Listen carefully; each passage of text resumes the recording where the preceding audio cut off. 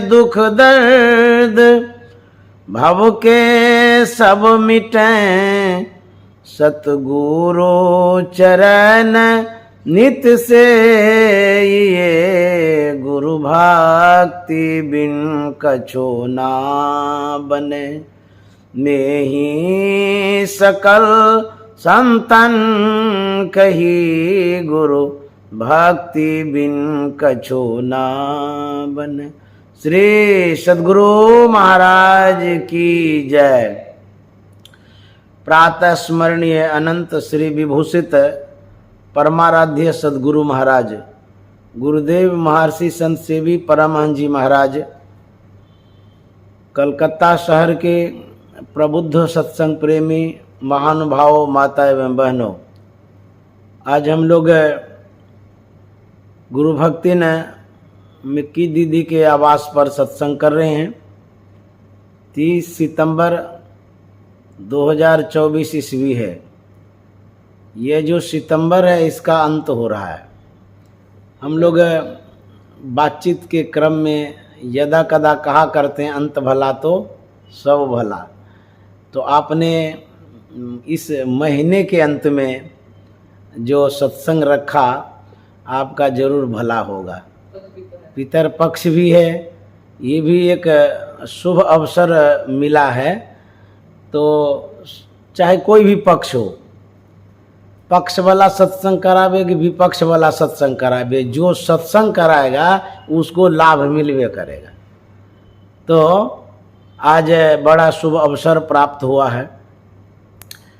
जब हम सत्संग के लिए समाज के बीच में जाते हैं, श्रद्धालुओं के बीच में जाते हैं, जो सत्संग प्रेमी बुलाया करते हैं, उनके यहाँ मैं सदग्रंथों को देखता हूँ। किसी किसी के यहाँ अव्यवस्थित ग्रंथ पाए जाते हैं, चाहे सत्संग योग हो या और भी कोई ग्रंथ हो। मैंने गुरुदेव को देखा, महर्षि संत सेवी परमहंस जी महाराज को, कि सिंह नक्षत्र जब आता था तो उसमें गुरुदेव कहा करते थे कि विद्यानंद, जितने ग्रंथ हैं, जो साहित्य है, जो किताब है, सबको धूप लगा दो बाहर करके, और एक एक करके उसको साफ कर देना। तो आज्ञा के अनुरूप मैं उस साहित्य को बाहर करता था। जो गुरु निवास है गुरु महाराज का, उसके बाहर में रखता था अथवा छत पर ले जाता था। तो उस समय धूप लगा लगा करके सभी किताबों को पुनः यथास्थान पर रखता था।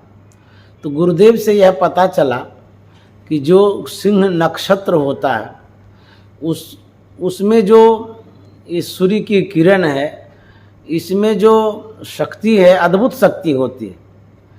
यदि सिंह नक्षत्र में कपड़ों में आप धूप लगाते हैं या किताबों में लगाते हैं, तो कहते हैं कि अधिक दिनों तक उन किताबों में या कपड़ों में कीड़ा नहीं लगता है। ये धूप का प्रभाव है, नक्षत्र का प्रभाव, जो समय आता है। जैसे स्वाति नक्षत्र होता है, उसमें जो बूंद गिरती है, उस बूंद का प्रभाव इतना है कि यदि सीपी में गिर जाए तो समुद्र में जाकर के मोती बना देती है, केले में गिर जाए तो कपूर हो जाता है। यदि वही बूंद उस समय बांस में गिरे तो बंसलोचन हो जाता है। इस तरह से हम लोग सुना करते हैं, जानते हैं। तो एक समय होता है जिसका एक महत्व होता है। यदि आप समय पर उस समय का उपयोग कर लेते हैं, वह समय ही आपको सुंदर बना देता है। जैसे प्रातः काल है, प्रातः काल सूर्य उदय होता है, तो उस समय हम लोग पूजा, स्तुति, पाठ या धर्म का कोई काम करते हैं। ये शुभ समय है। यदि इसी को गंवा देते हैं, फिर दिन ढलते ही आलस आने लगता है, मन नहीं करता है कुछ करने का। तो समय जो है वो कुछ न कुछ शक्ति लेके, ऊर्जा लेकर के, या कुछ न कुछ शुभ गुण लेकर के उपस्थित होता है, और उसी गुण से आपको गुणान्वित करता है। जैसे अभी प्रातः काल हम लोग सत्संग कर रहे हैं, मन बड़ा प्रसन्न है, खुशनुमा वातावरण भी अच्छा लगता है। उसी तरह से गुरुदेव कहा करते थे, सिंह नक्षत्र में धूप लगाने से वस्त्रों में, वस्तुओं में वो लाभप्रद होता है। तो मैं ऐसा करता था। तो जो सत्संग प्रेमी हैं, जिनके यहाँ किताब अव्यवस्थित है, व्यवस्थित रखना चाहिए, क्योंकि उसमें तो ज्ञान है। चाहे जो भी अक्षर है या विद्यार्थी स्टूडेंट है, अच्छे अच्छे विद्यार्थी को जब आप देखेंगे तो पढ़ने के समय वो पुस्तकों को निकालता है, उसका पढ़ के यथास्थान पर खूब बढ़िया सजा के रखेगा, एक एक अलमीरा में सजा के रखेगा, या किसी के पास लाइब्रेरी है तो उसमें सजा के रखता है। अपने घर में भी लाइब्रेरी किसी के पास होता है, बड़ा सुंदर ढंग से सजा के रखता, इज्जत से रखता है। जब पुस्तकें फट जाए तो क्या करना चाहिए? बहुत लोग असमंजस में पड़ जाते हैं कि सत्संग योग है, गुरु महाराज का ग्रंथ है, क्या करेंगे? फट गया है, पढ़ने लायक नहीं है, डर भी लगता है हटाने में कि गुरु महाराज का किताब है, कैसे हटाएंगे? जब आपको किताब देख के डर लगता है कि कैसे हम हटाएंगे, फटा हुआ किताब है, तो यह डर नहीं लगता है कि गुरु महाराज का पन्ना फट गया है तो गुरु महाराज कितना गुस्सा करेंगे? अच्छा तो उनको नहीं लगेगा, इसमें भी तो डर लगना चाहिए। अच्छा, मान लिया जाए आपके पास किताब है तो उसको हटाने में आप डरते हैं कि क्या करें, नहीं करें, कैसे फेंकेंगे।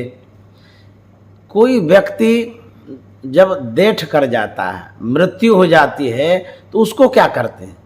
उस समय आप क्या करना चाहते हैं? उसको रखना चाहते हैं? सब दिन रखिए घरे में, मर गया तो मर गया, क्या होगा? अपना ही तो आदमी है, उसको कैसे हटाएंगे? जिसके साथ रहे सब दिन, हास परिहास किए, बातचीत किए, मर गया तो उसको हटाना क्यों चाहते हैं? जब उतना इम्पोर्टेंट व्यक्ति आपका है, उसको आप गंगा जी में प्रवाहित करते हैं या श्मशान घाट में जाकर के दाह संस्कार करते हैं ना। तो यदि आपके जीवन में सत्संग योग इम्पोर्टेंट है, जरूरी है, बढ़िया है, तो इज्जत के साथ, प्रतिष्ठा के साथ उसका जो कि प्रवाह कर दीजिए, गंगा जी में डाल दीजिए। और क्या करना है? उस किताब को बढ़िया से रखिएगा। इस किताब का बहुत महत्व है।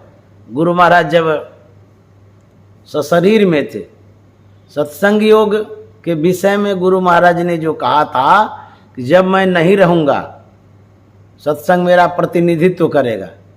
जैसे कि हम अभी बोल रहे हैं, ये प्रतिनिधित्व है, ये प्रतिनिधित्व है, समझ गए? उसी तरह से सत्संग योग जिनके पास है, साधारण ये किताब नहीं है, लोग इनके महत्व को नहीं समझ पाते हैं। मैं प्रवचन के क्रम में कई बार सत्संग योग के प्रभाव को दर्शाया हूँ, बताया हूँ, प्रस्तुत किया हूँ। एक घटना सत्संग योग पर ही है जो मैं बता देना चाहता हूँ। जब कोरोना काल था, बड़ा विकराल रूप धारण करके आया था, सब देश के लोग परेशान थे, बेचैन थे, तकलीफ में थे, भयावह स्थिति हो गई थी, डर लग रहा था। कोरोना सुनते ही मतलब कि सांसें निकल जाती थी कि कोरोना आ गया है। उसी समय एक लड़की जो सत्संगी परिवार की है, वो अस्वस्थ हो गई। उस समय यदि फीवर आ गया, बुखार आ गया, नहीं छूट रहा है, तो मन में विश्वास हो जाता था कि अब संसार में हम नहीं रहेंगे। ये होता था क्योंकि फीवर ही प्रारंभिक पहचान उस समय बताई जाती थी। फीवर हुआ, कोरोना हो गया है, फीवर हो गया तो बड़ी परेशान हो गई। अब फीवर स्थिर नहीं है, टेम्परेचर बढ़ते ही जा रहा है, बढ़ते बढ़ते बढ़ते बढ़ते 105 हो गया। उपचार भी प्रारंभ है, चिकित्सक आते हैं, डॉक्टर लोग आते हैं, जो उनके समझ में आता है वो दवाई देते हैं, लेकिन कोई काम में नहीं आ रहा था। और परेशानी इतनी बढ़ गई, घर परिवार में बड़ी चिंता हो गई, बाप रे बाप, अब क्या होगा, लगता है कि ख़त्म हो जाएंगे अब। तो जो बच्ची थी, लड़की थी, उनके घर में उनका भाई था और उनके पिताजी थे। माँ और बहन लॉकडाउन में वो कहीं न कहीं रुक गई थी, बच गई थी, समझिए, बाहर में। तो वह लड़की मन में सोचती है कि माँ को कहेंगे तो घबरा जाएगी, क्योंकि इतना फीवर हो गया है, पता नहीं वो क्या सोचने लगेगी। तो कह नहीं रही थी डर के मारे, बहन को भी नहीं बता रही थी। लेकिन मरता क्या नहीं करता, जब नाक पर पानी आ जाता है ना तब भगवान याद आता है, समझ गए। परिस्थितियां जब विपरीत हो जाती है तब जाकर के मन जो है ना भगवान को याद करता है। हुआ क्या, अंततः उनको फोन करना पड़ा माँ को। माँ से वो कहती है कि माँ हमको तो फीवर हो गया है, और डॉक्टर लोग तो बताते हैं कि जिनको फीवर होता है यही लक्षण है कोरोना का, अब हम तो शायद बचेंगे ही नहीं। तो माँ सुनते ही रोने लगी, अरे बाप रे बाप ये क्या हो गया। बोली कि हाँ चिकित्सा करा रहे हैं, डॉक्टर लोग आ रहे हैं, लेकिन कोई लाभ नहीं मिल रहा है, फीवर घटता ही नहीं है, 105 हो गया है। माँ बहुत डर गई, घबरा गई, बाप रे बाप ये क्या हो गया। अब वो गुरु महाराज को याद करें, हे गुरु महाराज रक्षा करिए। जब कोई नहीं सहयोगी मिलते हैं आपके, कोई हेल्प करने वाला नहीं है, मदद करने वाला नहीं है, तो उस स्थिति में सूक्ष्म रूप से सद्गुरु, इष्ट, परमात्मा, भगवान होते हैं, क्योंकि उनकी जो सत्ताएं होती हैं वो सक्षम होते हैं किसी न किसी रूप में श्रद्धालु को सहयोग करने के लिए, यदि विश्वास हो तो। गुरु महाराज ने लिखा है कि श्री सद्गुरु की सार शिक्षा याद रखनी चाहिए, अति अटल श्रद्धा प्रेम से गुरु भक्ति करनी चाहिए। यदि अटलता है, अचलता है, यदि इस तरह से गुरु भक्ति करते हैं तो कहते हैं उसमें बहुत शक्ति होती है, और उस विश्वास में आपको फल मिलता है। विश्वास से फलदायकम। इस तरह से यदि आप विश्वास रखते हैं इष्ट में, तो इष्ट जरूर सहयोग करते हैं। हमारे गुरुदेव महर्षि संत सेवी जी महाराज कहा करते थे, जिनको अपने इष्ट पर विश्वास है उसका अनिष्ट कभी नहीं होता है, ऐसा कहा करते थे। तो बच्ची की माँ घबरा गई। उसकी माँ ने कहा कि बेटी हम तो आ नहीं सकते हैं, लॉकडाउन है, ऐसा करो गुरु महाराज का जो सत्संग योग माथे पर रख लो। तो लड़की कहती है कि माँ क्या तू बोलती हो, सत्संग योग तो किताब है, उसको माथे पर रख करके क्या करेंगे। तो उसकी माँ कहती है कि अब हम तो जा नहीं सकते हैं, डॉक्टर जो भी उपचार कर रहा है उससे कुछ लाभ हो नहीं रहा है। आखिर गुरु महाराज का ये सत्संग योग है। गुरु महाराज कहते थे कि जब मैं नहीं रहूँगा तो मेरा प्रतिनिधित्व तो सत्संग योग करेगा। तो गुरु महाराज तो अभी है नहीं सामने में, तो जब प्रतिनिधित्व करेंगे, प्रतिनिधित्व का मतलब होता है उत्तरदायित्व लेना, उत्तरदायित्व को निभाना। किनका उत्तरदायित्व? जिनके ग्रंथ हैं, जिन्होंने कहा है कि मेरा प्रतिनिधित्व करेगा। तो सत्संग योग वैसे तो कागज है, इसमें ये किताब है, आदमी तो है नहीं, लेकिन फिर भी यदि विश्वास है तो कहता है सत्संग योग रखो। तो माँ की बात मान करके अपने भाई से वो कहती है कि भैया, माँ कहती है कि सत्संग योग सिर पर रखो।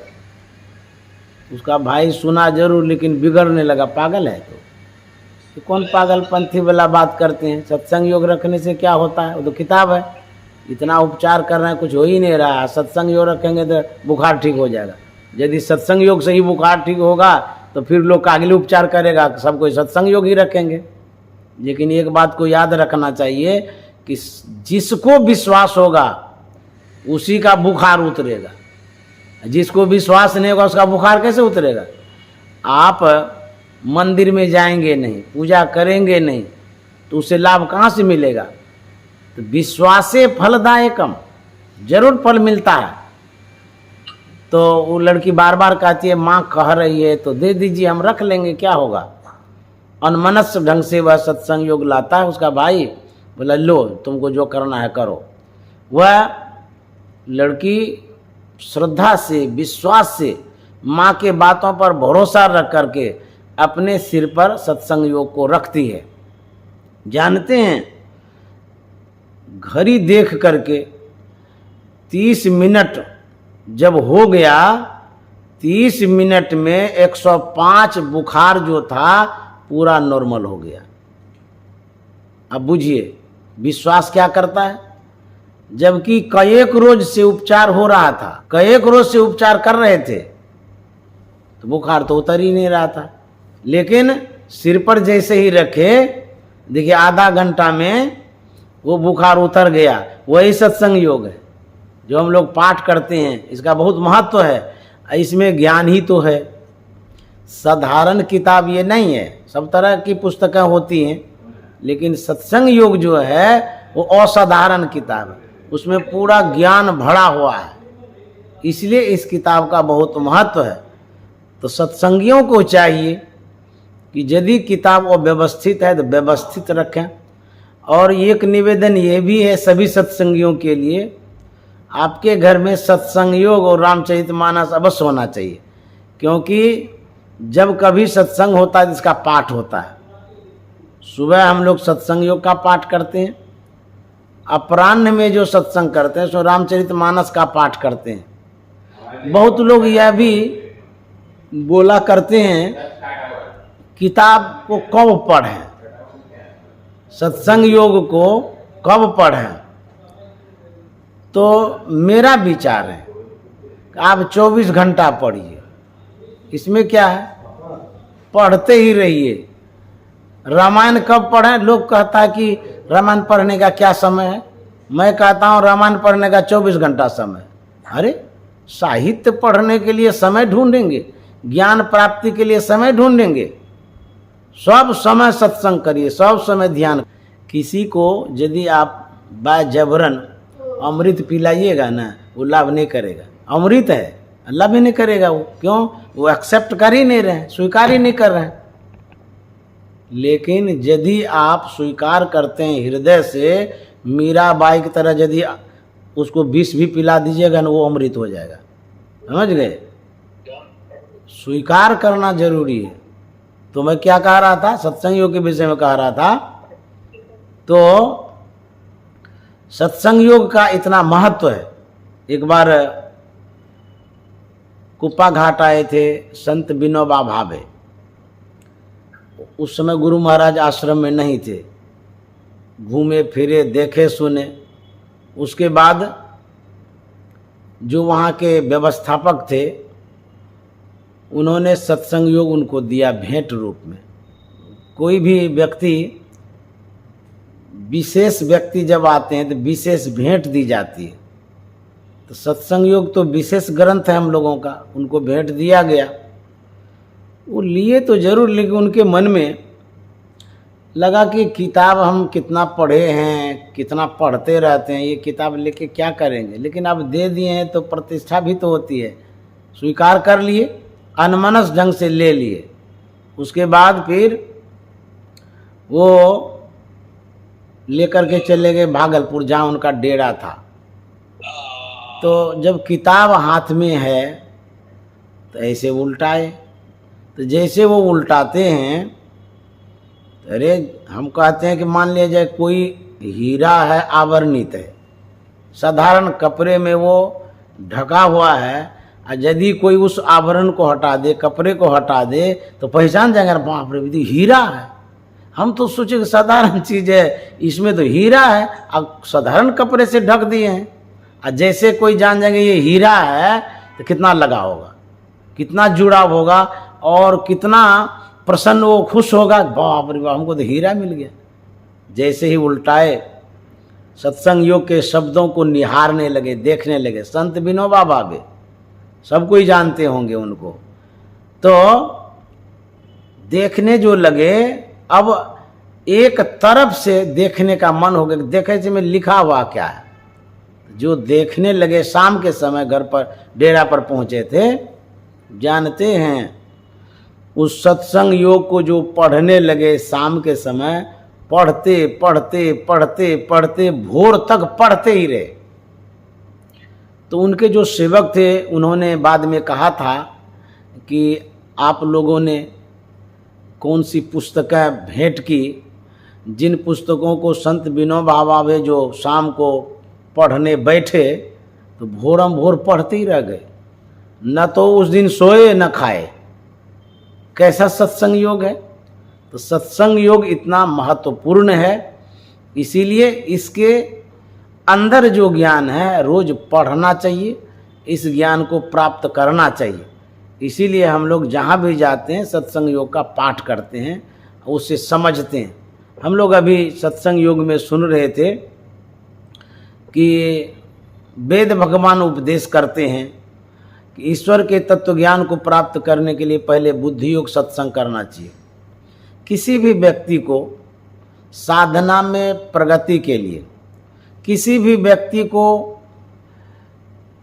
धर्म में आस्था जताने के लिए, किसी भी व्यक्ति को कोई भी पूजा पद्धति में आप लगे हैं, यदि मजबूती चाहते हैं तो वेद भगवान की बात को लिख लीजिए डायरी में।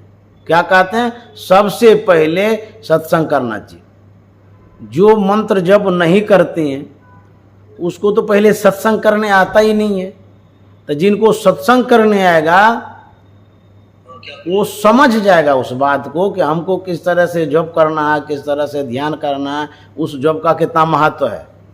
समझ गए? सत्संग में ही सारी बातें बताई जाती, मूल है सत्संग।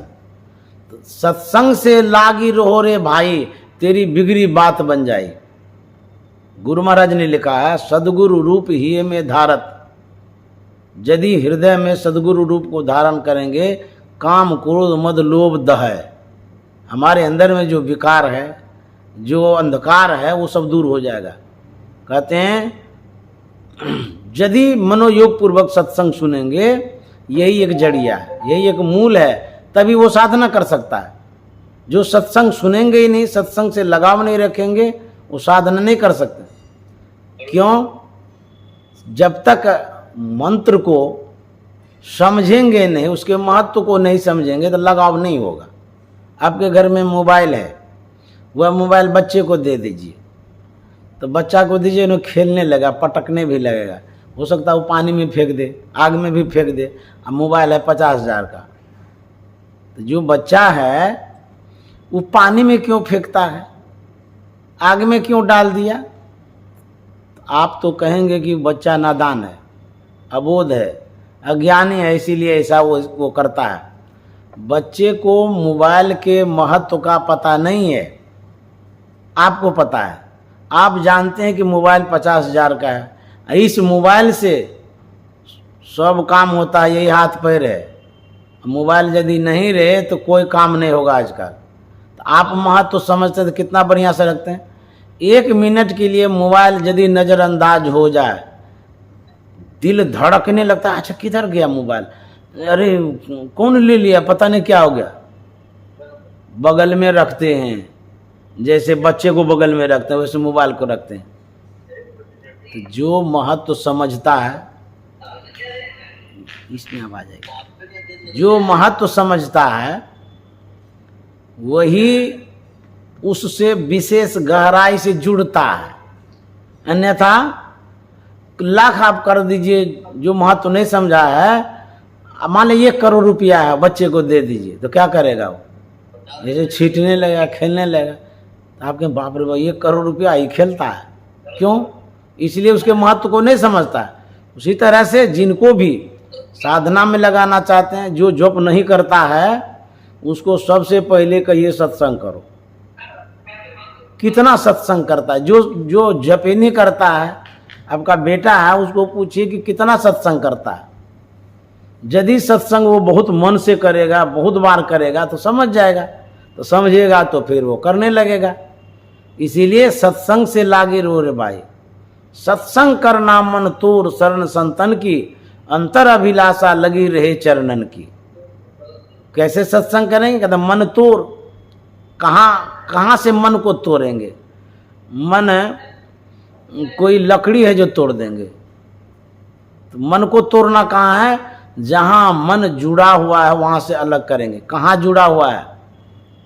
जिस व्यक्ति को सुधारना चाहता हूँ उस व्यक्ति से ही पूछेगा आपका मन कहाँ लगा हुआ रहता है, जो जप में नहीं लगता है उसे पूछिए। कहीं न कहीं मन लगा हुआ है। जहाँ मन लगा हुआ है वो प्रिय चीज़ है, प्रिय वस्तु है, उसको प्रिय लगता है, उसमें पकड़ हो गई है। तो जिसमें पकड़ हो गई है उधरे न जाएगा लोग, जिसमें पकड़ नहीं बना पाए हैं तो उधर कैसे जाएगा?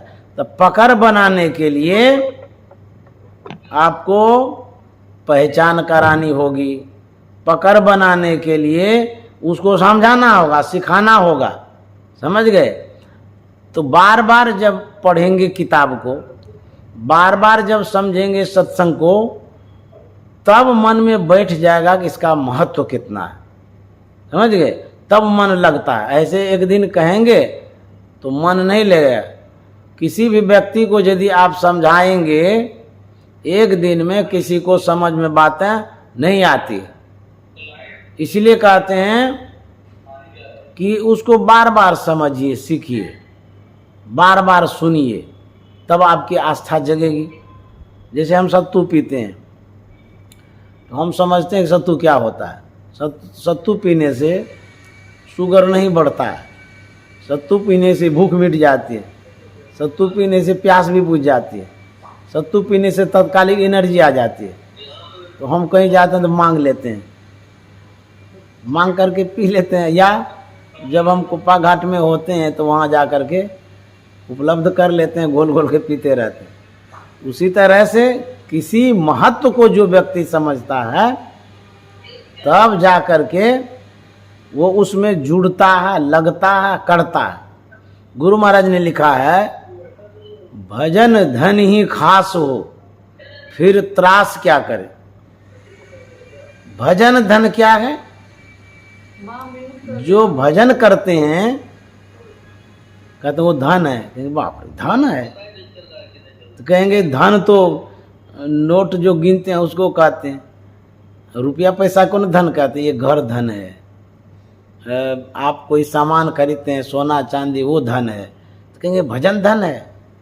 भजन धन ही खास हो, जिसके लिए खास हो, भजन धन जिसके लिए खास हो, उसके लिए भाव त्रास क्या करे। यदि व्यक्ति समझ जाए कि भजन भी धन है, कितना हिफाजत से रखेगा, कल्पना करिए। तो अब सोना है लॉकर में रखते हैं, छिपा के रखते हैं ना, किसी को बताते नहीं, अच्छा भी अपने पास रखते हैं। तो बुझिए सोने के महत्व को आप समझ रहे हैं ना, तभी न रखते हैं लॉकर में छिपा करके। उसी तरह से ये जो भजन है ये धन है। धन है, इसके महत्व को जो समझेगा तब उसके जीवन में सुख होगा। जैसे कि विद्यार्थी को पढ़ने के लिए भेजते हैं, शिक्षा जो है विद्यार्थी के लिए भी जरूरी है। उसके बाद जो भौतिक जीवन में सुख से रहना चाहते हैं उसके लिए भी जरूरी है। शिक्षा जरूरी है, लेकिन जो बच्चा प्रथम वर्ग में गया पढ़ने के लिए, वो क्या समझता है शिक्षा को, शिक्षा के महत्व को? कुछ नहीं समझता। लेकिन माँ बाप, अभिभावक, पेरेंट्स जो हैं उसको बार बार उसमें प्रेरित करके कहते तू जाओ पढ़ने के लिए। मन नहीं लगता तब भी कहता जाओ, मार करके भेजते हैं। तो बच्चा को समझ में आता ही नहीं क्या पढ़ाई लिखाई होती है। लेकिन जब बच्चा जाता है, पढ़ता है, अब पढ़ते पढ़ते मन लगने लगता है। जब आप निरंतर अभ्यास करते हैं तो निरंतर अभ्यास करने से ये मन जो है न मानता है। ऐसा नहीं कि नहीं मानता, मानता है। लेकिन कब? जैसे बच्चे को बार बार भेजते रहिए, पुश करते रहिए, जाओ तो पढ़ने के, या टॉफ़ी दे दीजिए, कोई खाने पीने का चीज़ दीजिए, बार बार उसको जब दीजिएगा ना तो खुश हो जाएगा, तब जाने लगेगा। तो आदत लगानी पड़ेगी ना। जब आदत लगाएंगे, आदत लग जाएगा। वो बच्चा यदि समझ जाए कि शिक्षा क्या है, माँ बाप पैसा दे या न दे, वो कोई न कोई उपाय करके पढ़ने लग जाएगा। होता नहीं सा? माँ बाप नहीं भी देता है तब भी वो पिल जाता है पढ़ने में। अरे पढ़ने से हम एसपी बनेंगे, डीएसपी बनेंगे, कलेक्टर बनेंगे, वीडियो बनेंगे, प्रधानमंत्री बन जाएंगे। उसके दिमाग में बातें अट जाती है। तो क्या वो पढ़ाई छोड़ता है? अच्छा, कठिनाई भी आती है तो छोड़ता है? नहीं छोड़ता है। ठीक उसी तरह से भजन भी उसी तरह का। यदि आप भजन में मन को लगाना चाहते हैं तो निरंतर अभ्यास करिए, बैठिए। झूठ मूठ खेले सचमुच होए, सचमुच खेले बिरला को, और जो कोई खेले चित मन ला, होते होते हुई जा। यदि आप बैठेंगे, अभ्यास करेंगे, झूठो बैठिए ना, निरंतर अभ्यास की आवश्यकता है। आप लोग कारोबार व्यापार वाले आदमी हैं, अनिल बाबू से पूछिए कि आप 24 घंटा 12 महीना घरे में रहते हैं कि घर छोड़ करके कारोबार देखने जाते हैं। वो कहेंगे बाबा घरे में बैठे रहेंगे तो फिर कमाई होगी नहीं तो घर चलेगा कैसे। तो घर छोड़ते हैं ना, त्याग करना पड़ता है ना। हो सकता है कभी कभी दिन भर रहना पड़ता होगा काम में, और हो सकता है कभी कभी खाना पीना भी समय पर नहीं मिलता होगा। अच्छा, उसमें पीले ही रहते हैं, भूखले हैं, भूख लगी हुई है, तब भी देखते हैं कि एक ग्राहक कस्टमर आने वाला है तो पहले उनसे बतिया तो लें, खाना तो खेबे न करेंगे। देखिए वो जो धन है जिसको आप प्राप्त करना चाहते हैं उसमें मन कितना लगा हुआ, कितना जरूरी आप समझ करके लगे हुए हैं। उसी तरह से ये भजन भी है। यदि आप जरूरी महसूस करेंगे, आवश्यकता महसूस करेंगे, तो अब कहिएगा भजन में मन नहीं लगता, जप नहीं होता है, तब हम दूसरा उपाय बताएंगे, है ना। इस तरह से अभ्यास करिए। एक तो निरंतर लगे रहिए, सवेरे सवेरे उठते हैं, जो भी अवकाश है आपके पास, जो समय है, थोड़ी देर ही सही, लेकिन बैठ करके कुछ देर जप करिए। जप करने से एक तो सिद्धि भी मिलेगी, शुद्धता भी होगी, और आपके जीवन में सिद्धि ऐसी होगी कि जो आप संसार के कारोबार में सफलता चाहते हैं उसमें सद्गुरु का सहयोग भी हो जाएगा। इंपॉर्टेंट कितना है, जरूरी कितना है। खाली यदि जप प्रारंभ करते हैं, जपात सिद्धि, यहीं से तो सिद्धि शुरू हो जाती है। और घर में चौखट में लिखते हैं रिद्धि सिद्धि। चौखट में लिखने से यदि रिद्धि सिद्धि हो जाए, फिर चौक चौराहे पर कमाने के लिए जाना ही नहीं पड़ेगा। लिख देते हैं इसी में सिद्धि हो जाएगी। नहीं, करना पड़ता है आपको काम, मेहनत करनी पड़ती है, उपाय करना पड़ता है। तो जब तक काम नहीं करेंगे, लिखने से रिद्धि सिद्धि नहीं आती है। समझ गए। कहते हैं यदि गुरु का जप करेंगे, जपात सिद्धि होगी, ये ध्रुव निश्चित है। क्यों? करना शब्द है ना, क्रिया लगी हुई ना, जिसमें करना लगा हुआ है, क्रिया लगी हुई है, उसी में सफलता मिलती है, और वही व्यक्ति कारगर भी होता है। आप घर में बैठे रहिए, कुछ करिए ही नहीं, आप कहेंगे कि हमारा पेट भर जाए, असंभव है। काम तो करना पड़ेगा। जब तक काम नहीं करेंगे कोई पैसा आपके यहाँ पहुँचा नहीं देगा। दुनिया ऐसी नहीं है कि बैठे बैठे पहुँचा देगा फ्री में, मेहनत करनी पड़ेगी आपको। आज आपने हमको बुलाया है घर पर, मिक्की दीदी बुलाई है ना, हम सत्संग कर रहे हैं ना, तो हम आगे समय दे रहे हैं ना, ये हमारा कर्म हो रहा है ना, इसी कर्म में बढ़िया से दक्षिणा भी मिलेगी, देवे करेंगे कुछ न कुछ दक्षिणा। समझ गए। तो कुछ तो करना पड़ता है। उसी तरह से यदि आप सफलता चाहते हैं, सवेरे सवेरे जप करिए खूब बढ़िया से। जप में बड़ी शक्ति है और गुरु महाराज की बड़ी कृपा होती है। कहते हैं हर दम रटो कभू ना हटो, तो फिर क्या होगा, कहता तो ही छेड़ेगा न काल। देखिए तो कितनी शक्ति है। यदि मनोयोग पूर्वक जपेंगे, हरदम मन में लगा के रखेंगे, तो कहते हैं काल भी डरेगा, भाग जाएगा, काल भी कुछ नहीं करेगा आपको। क्योंकि महाराज सदगुरु हैं, राजन के राजा, जिनकी कृपा से सरें सर्व काजा। ये तो विश्वास करना होगा ना कि गुरु महाराज जो हैं वो राजा के भी राजा हैं, और उनकी कृपा से सब काम बनेगा। तो गुरु में आस्था और विश्वास रखनी चाहिए, भरोसा रखना चाहिए। उसके बाद कालन के अति कराल समर्थ गुरु दयाला, भजमन सदगुरु दयाल काटे जमजाला। वो काल के भी काल हैं, इसलिए यह मन में आशा और भरोसा रखना चाहिए कि सदगुरु महाराज में शक्ति है। गुरु महाराज ने कहा ना, अति अटल श्रद्धा प्रेम से गुरु भक्ति करनी चाहिए। अचलता होनी चाहिए, अटलता होनी चाहिए, निश्चलता होनी चाहिए। यदि आप में दृढ़ता है, किसके प्रति? सदगुरु के प्रति, साधना के प्रति, आपकी मन में यदि दृढ़ता है तो सफलता भी मिलेगी। दृढ़ता की बड़ी आवश्यकता है। इसलिए मन को भजन में लगाने के लिए प्रारंभ में जो सदगुरु महाराज ने बतलाया है कि आपका आसन दृढ़ होना चाहिए। मजबूत होना चाहिए। जहाँ आप बैठते हैं शुद्ध पवित्र स्थान पर पवित्र आसनी बिछा करके पवित्र शरीर से पवित्र मंत्र का जप करिए।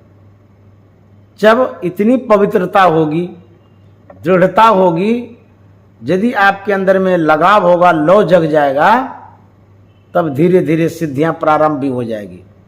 तो इसके महत्व को समझना पड़ेगा कि जप का क्या महत्व है, सद्गुरु का क्या महत्व है। तो जो व्यक्ति नहीं करता है तो उसके लिए क्या करना होगा। आपका नन्हा मुन्ना बच्चा है जिसको गोद में रखे हैं, उसको मधु चटाते हैं ना, तो मधु चटाते हैं, चाटते चाटते मीठा लगता है। अब जैसे चम्मच ऐसे करिएगा, मुंह आगे कर देगा चट से।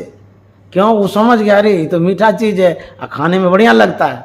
उसी तरह से जैसे आज आपने सत्संग कराया तो कुछ तो सुने, इसका एक प्रभाव होता है।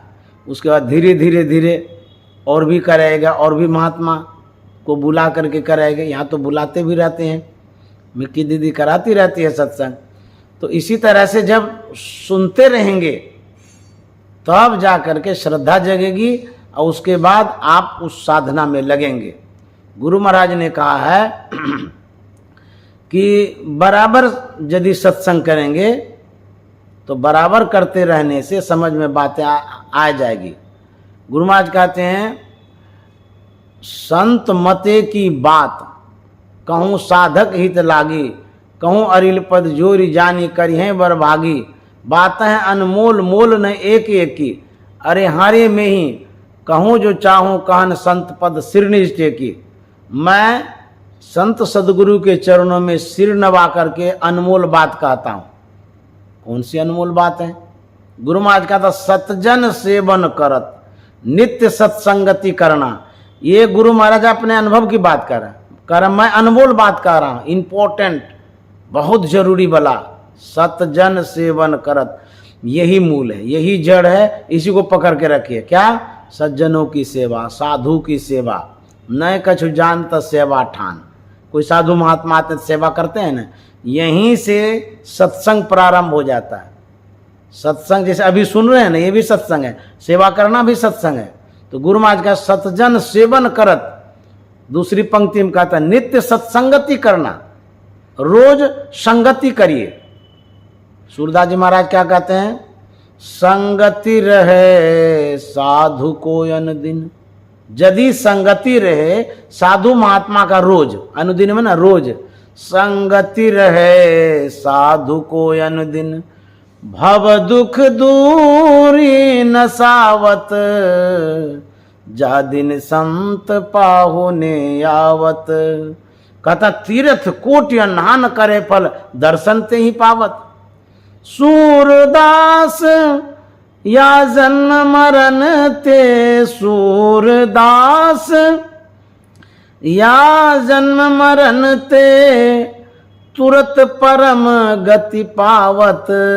जा दिन संत पाहुने आवत। सूरदास जी महाराज कहते हैं यदि लगाव रखेंगे, जुड़ाव रखेंगे, संपर्क रखेंगे साधु महात्मा से, कहते हैं परम गति पावत, मोक्ष मिलेगा और सब सुख मिलेगा। सतगुरु दरस देन हित आए, भाग जगे हमरे। आनंद मंगल पूरी रहे सब, शुभ शुभ भास अग्रे। आप शुभ खोजते हैं ना, कहते मंगल हो जाए, तो साधु महात्मा आते हैं तो मंगल ही मंगल होता है। शुभ शुभ भास अग्रे, एक जगह नहीं, पूरा घर में शुभ शुभ हो गया, सबके जीवन में मंगल हो गया, शुभ हो गया, ऐसा गुरु महाराज कहते हैं। तो संत महात्मा जब आते हैं शुभ होता है, संत महात्मा मंगल करते हैं, संत महात्मा का आशीर्वाद होता है, निष्फल नहीं जाता है। मुद मंगलमय संत समाजु, खुशी और मंगल प्रदान करने वाला साधु महात्मा होता है। इसीलिए साधु महात्मा को यदा कदा समय मिले तो, सुविधा हो तो बुलाना चाहिए। लेकिन एक बात को याद रखिए, किसी वेश विशेष धारी को महात्मा मान करके बुलाएंगे तो उतना लाभ नहीं होगा जितना लाभ सूरदास जी महाराज बता रहे हैं। तब वह साधु जिनमें साधना है, जिनमें सिद्धियां हैं, जिनमें शक्ति है, जो सही में संत महात्मा है, कहता वैसे यदि आते हैं तब उनसे लाभ मिलता है। इसलिए हम लोगों को यह भी ध्यान में रखना चाहिए कि सिद्धि शक्ति जिनमें है, आपके पास तो थर्मामीटर है नहीं जो पहचानेंगे। तुलसी साहब ने कहा जो कोई कहे साधु को चुनना और तुलसी हाथ कान पर देना, तब कैसे पहचानेंगे? आचरण से, व्यवहार से। ध्यान करते हैं कि नहीं करते हैं, हमारी शंकाओं का समाधान करते हैं कि नहीं करते हैं, आचरण कैसा है, त्याग है कि नहीं है, वैराग्य है कि नहीं है, कहीं आसक्ति तो नहीं है, कहीं धनासक्ति तो हो गई, धने के लिए कहीं घूमते तो नहीं रहते हैं। तो कहते वो कल्याण आपका नहीं करेंगे। जो धन को ढूंढता है वो सच्चे साधु नहीं है। साधु भूखा भाव का, धन का भूखा नहीं, और जो धन का भूखा सो तो साधु नहीं। धनाकांक्षी जो होते हैं वो आपका कल्याण नहीं कर पाते हैं। जिनके अंदर में त्याग है, वैराग्य, हाँ, यदि श्रद्धा भक्ति के साथ आप कुछ समर्पित करते हैं, दक्षिणा देते हैं, उसको लेने में साधुता घटती नहीं है, क्योंकि उनको भी तो आवश्यकता है। लेकिन जो पील पड़ते हैं धने संग्रह करने में, तो वो साधु नहीं, वो व्यापारी हैं, कारोबार करने वाले। तो ऐसे साधु महात्मा जब आते हैं तो कहते हैं कल्याण होता है, उद्धार होता है। मैं मिकी दीदी को शुभकामनाओं से सुशोभित करता हूँ, क्योंकि कम से कम हमें अपने आवास पर स्थान तो दिए, बुलाए तो सही। अनिल बाबू के लिए भी शुभकामना करता हूँ, बच्चियों के लिए भी, वो जो लड़का है बच्चों के लिए भी शुभकामना करता हूँ। मैं तो अभी 15 रोज से बाहर हूँ। पहले तो मैं परमानंद बाबू के यहाँ गया था पूजा करने के लिए, वहीं कई रोज तक तो सत्संग किए। हम लोग साथ में तो गए थे। हाँ, आप भी थे। तो सत्संग करते करते यहाँ तक आ गए। तो वहाँ तो प्रारंभ किए थे परमानंद बाबू के यहाँ, और आपके यहाँ, बेटी के यहाँ, आपके यहाँ अंत कर रहे हैं। पिता के यहाँ शुरू किए, अब पुत्री के यहाँ अंत कर रहे हैं। तो देखिए यज्ञ कितना बढ़िया हो गया, शुरू और अंत हो गया। तो मैं साधुवाद देता हूँ, आपने हमें बुलाया, बहुत खुशी की बात है। थोड़ी देर के लिए भी यदि साधु महात्मा आ जाते हैं, कुछ सुना देते हैं, उसी में कृपा हो जाती है। तो गुरु महाराज से यही प्रार्थना है। श्री सद्गुरु महाराज की।